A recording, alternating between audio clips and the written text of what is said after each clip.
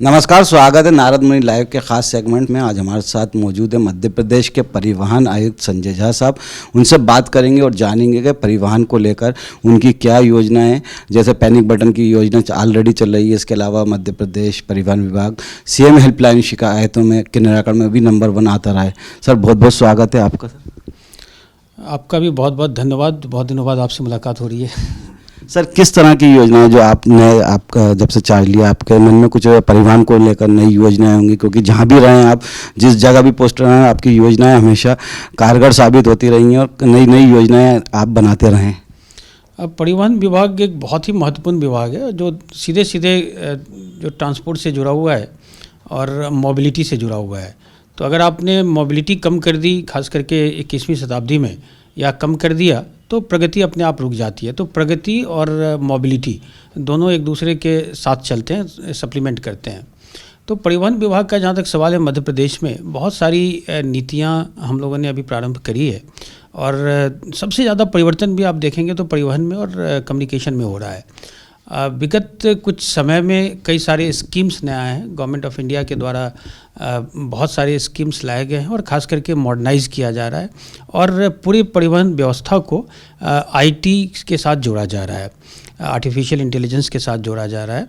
और इसमें भी हम लोगों ने जो स्टेट लेवल पे कुछ चीज़ें चल रही थी उसको नेशनल लेवल पे इंटीग्रेट भी किया है। जैसे पूर्व में हमारे यहाँ जो ड्राइविंग लाइसेंस की और जो पंजीयन की व्यवस्था थी, उसको अब काफ़ी मॉडर्नाइज़ करके हम लोगों ने जो एक नेशनल पोर्टल है जिस पे वाहन 4 पोर्टल, जिस पे पूरे देश की जानकारी रहती है। तो अभी तक हम लोग इसमें काफ़ी पिछड़ रहे थे, हमने उसको इंटीग्रेट करवा दिया है और उसमें जितनी भी गाड़ियां रजिस्टर होती हैं उसमें आरटीओ के पास जाने की भी आवश्यकता नहीं है। आपको डीलर के पास से ही सारे पेपर्स आ जाते हैं और सभी जानकारियाँ जो गाड़ी से संबंधित हैं, जैसे उसका प्राइस है, उसके बाकी इशूज़ हैं, इंजन नंबर, चेसिस नंबर, ये सभी अपने आप मैन्युफैक्चरिंग कंपनी से ही हमारे पास आ जाते हैं।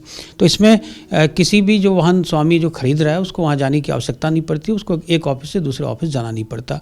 तो ये अभिनव प्रयोग शुरू हो चुका है जिसमें ट्रांसपोर्ट भी व्हीकल्स और नॉन ट्रांसपोर्ट व्हीकल्स दोनों के लिए प्रारंभ कर दिया गया। शुरुआती दौर में जरूर थोड़ी बहुत परेशानियां आई थी, लेकिन अब इंटीग्रेट हो गया। इसका सबसे बड़ा फ़ायदा उन लोगों को होता है जो गाड़ियाँ लेकर के दूसरे राज्यों में जाते हैं, क्योंकि नेशनल पोर्टल पर अगर आपकी जानकारी नहीं है तो प्रदूषण को लेके, पीयूसीसी को लेके, नंबर प्लेट को लेकर के उसमें परेशानी आती है। और कई बार मुझे लगातार शिकायतें प्राप्त हो रही थी कि जो गाड़ियां लेकर के दूसरे राज्यों में जाते हैं उनका चालान हो जाता है। तो ये एक बहुत बड़ी सुविधा सभी लोगों को इसमें हो जाएगी। तो एक ये नया हम लोगों ने नई शुरुआत करी है। जो दूसरा आपने जो इसका पैनिक बटन का बताया, वो बहुत ही महत्वपूर्ण है, खास करके महिला सुरक्षा के लिए।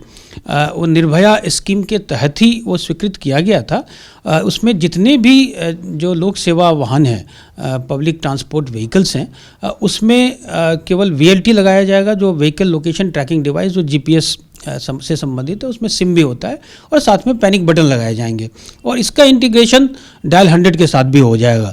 तो यदि कोई महिला या कोई बच्चा या इवन अदरवाइज किसी को लगता है कि कोई आपात स्थिति निर्मित हो रही है, उसे सुरक्षा की आवश्यकता है, तो पैनिक बटन दबा करके उसकी सूचना हमारे कंट्रोल रूम में भी आ जाएगी, जो एक command and control room state level का बनाया है, और साथ में वो डायल 100 पे भी चला जाएगा। तो त्वरित सहायता उसको उपलब्ध कराई जा सकती है। ये योजना भी प्रारंभ हो गई है और लगभग 5800 से ज़्यादा वाहनों में लगाया जा चुका है। तो ये दूसरी योजना है जो बहुत ही महत्वपूर्ण है और सीधे सीधे सुरक्षा से जुड़ा हुआ मुद्दा है। इसके अतिरिक्त हम लोगों ने जो वाहन सुरक्षित रखने के लिए और उस पर नियंत्रण करने के लिए बहुत सारे ऐसे स्कीम्स जो चले आ रहे थे उसको हम लोगों ने काफ़ी चेंज भी किया और जो गवर्नमेंट ऑफ इंडिया के गाइडलाइंस के हिसाब से उसको परिवर्तित किया है।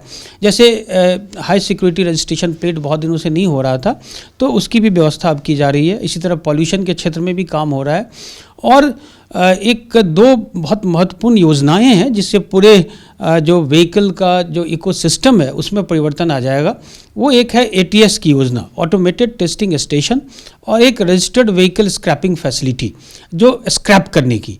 तो जो भी गाड़ियां अनुपयोगी हो चुकी हैं, ऑफ रोड हो चुकी हैं, फिटनेस पास नहीं कर रही हैं, 15 साल से भी ऊपर हो गई हैं और उसके बाद भी फिटनेस पास नहीं हो रही हैं, तो उन सब गाड़ियों को स्क्रैप करने के लिए कोई एक संगठित, एक ऑर्गेनाइज्ड सेक्टर नहीं था। तो अब हम लोगों ने उसमें उसकी शुरुआत गवर्नमेंट ऑफ इंडिया गाइडलाइंस के मुताबिक कर दी है और इंदौर और भोपाल में 2 RVSF स्वीकृत भी हो गया है। तो अब सभी वाहन RVSF के माध्यम से ही स्क्रैप होंगे और जो भी गाड़ियां RVSF के माध्यम से स्क्रैप होंगी उसमें उनको छूटें भी मिलेंगी। अगर वो नई गाड़ी खरीदते हैं तो उनको सर्टिफिकेट ऑफ डिपॉजिट मिलेगा और उसके बाद नई गाड़ियों के रजिस्ट्रेशन में उसको टैक्स से छूट मिलेगी। तो ये एक बहुत बड़ी सुविधा उन सबको होगी और इससे जो अनुपयोगी और बहुत सारी गाड़ियां आप देखेंगे शहरों में चारों तरफ पड़ी रहती हैं जो कबाड़ की तरह, तो उससे क्लियर हो जाएगा। तो शहर जो है वो भी स्वच्छ होंगे, सुंदर होंगे और साथ में ये सब गाड़ियाँ डिसमेंटल हो जाएंगी। तो ये एक बहुत बड़ा फ़ायदा और साथ में जो फिटनेस है उसको भी और ज़्यादा सही करने के लिए और एक ऑर्गेनाइज करने के लिए ये प्रयास किया जा रहा है कि ऑटोमेटेड टेस्टिंग स्टेशन जो पूरी तरह IT से संयुक्त होगा उसी के माध्यम से उसकी फिटनेस की जाएगी। तो उसका फ़ायदा ये होगा कि अब मैनुअल केवल नहीं होगा, गाड़ियाँ ऑटोमेटिक जाएंगी और उसमें कोई उस पर आरोप प्रत्यारोप नहीं कर सकता और मशीनों के माध्यम से उसकी फिटनेस टेस्ट होगी। तो इससे भी ये होगा कि जो गाड़ियाँ बहुत पॉल्यूशन कर रही हैं वो सब गाड़ियाँ कम हो जाएंगी। तो ये सब सारे जो बनाए जा रहे हैं वो एक तो सुरक्षा के लिए किए जा रहे हैं और दूसरा एक पूरे इकोसिस्टम को परिवर्तित करने के लिए हो रहे हैं। सर एक सवाल जो था कि BRS नंबर को लेकर अभी भी लोगों में अवेयरनेस नहीं है, लोग कंफ्यूज हैं कि BR नंबर क्या है, थोड़ा उसके बारे में थोड़ा BH नंबर जो BH सीरीज जो नंबर है।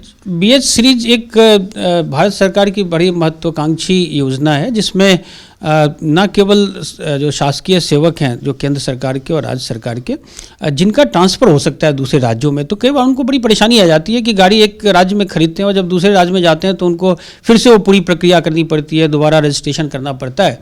तो इन असुविधाओं को देखते हुए ये स्कीम लाया गया था जिसमें यह था कि ऐसे लोग जो ट्रांसफरेबल जॉब में है जिनका अन्य राज्यों में ट्रांसफ़र हो सकता है, खास करके जो केंद्र सरकार के ऑल इंडिया सर्विसेज के या डिफेंस के और पैरामिलिट्री फोर्सेस के लोग हैं, कर्मचारी हैं, उनके लिए तो है ही, साथ में राज्य सरकार के लिए भी है और उन प्राइवेट सेक्टर में भी जो काम कर रहे हैं, जो ऐसी कंपनियां हैं जिनके ऑफिसेज 4 या 4 से ज़्यादा स्टेट्स में हों, तो उनको भी BH सीरीज़ की पात्रता केंद्र सरकार ने निर्धारित की हुई है।